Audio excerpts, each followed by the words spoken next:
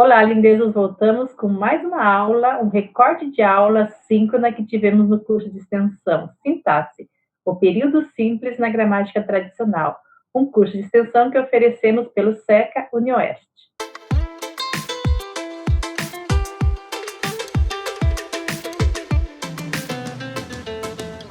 Então, o objeto indireto tem características sintáticas e semânticas bem diversas. Se o objeto direto ele é bem fácil de identificar porque ele não se modifica, o que a gramática tradicional, o que a NGB, aliás, tem trazido como objeto indireto, tem uma classificação bastante diversa. Tem pelo menos 3 classificações aí que precisariam ser observadas de forma específica. Vocês lembram do vídeo que eu falo que o urubu não é a mesma coisa que colibri, embora todos sejam aves? Todos são complemento do verbo, porém eles têm características diferentes. Nem sempre a gente vai conseguir substituir esse objeto indireto pelo pronome lhe. Se a gente conseguir substituir pelo pronome lhe, ele é aquele objeto indireto canônico. Mas vamos ver aqui um exemplo. Dividir. A professora dividiu as tarefas com os alunos. Vejam aqui, é um verbo que pede 3 argumentos, ele abre esse espaço para 3 argumentos. O primeiro, ali à esquerda, é um sujeito, o sujeito, né, o argumento externo. O primeiro elemento depois do verbo é um objeto direto. E o segundo, a gramática tradicional, vai classificar como objeto indireto. Mas vejo que, neste caso, eu não consigo substituir por lhe. Então, vamos ver o verbo dar. Não trouxe aqui o exemplo, mas vamos fazer uma simulação. A professora lhe deu tarefas. Esse lhe substitui a quem? Objeto indireto. Aqui não tem como. A professora lhe dividiu as tarefas. Não cabe esse lhe. Então, aqui neste caso, exemplos de objetos indiretos que não cabe a substituição pelo lhe, não tem o papel semântico de beneficiário, alvo ou fonte, e não tem necessariamente o traço semântico animado, ou seja, referente geralmente a pessoas ou animais.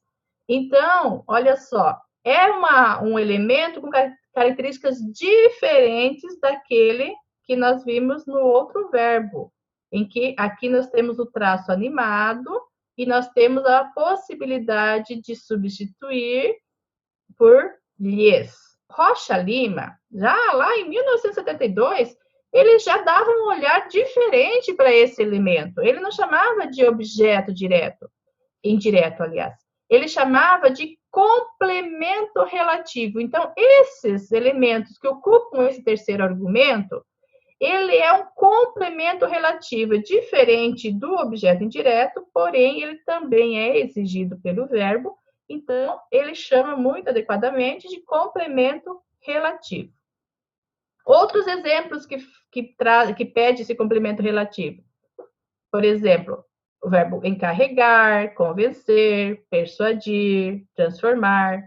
Aqui, ó, encarreguei a Dani de conferir os questionários. Então, o sujeito, o elemento externo aqui não está expresso, né? O sujeito. Encarregou quem? A Dani, o objeto direto, primeiro argumento. De quê? De conferir os questionários. Aqui nós teríamos um complemento relativo, não é exatamente um objeto indireto.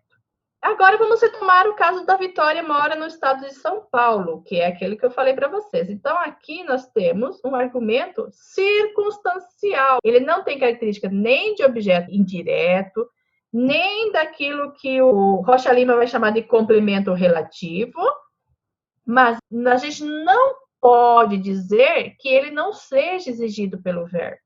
Então, como é que o NGB vai tratar esse elemento no estado de São Paulo? Ele vai tratar junto com outro elemento, por exemplo, hoje. Hoje, Vitória mora no estado de São Paulo. Esse hoje a gente pode tirar da frase sem nenhum prejuízo sintático e semântico. Claro que a gente perde informação, mas a estrutura da frase se mantém. No estado de São Paulo é diferente. Se a gente tirar, a gente fica com uma frase incompleta. Vitória mora. Mas mora onde?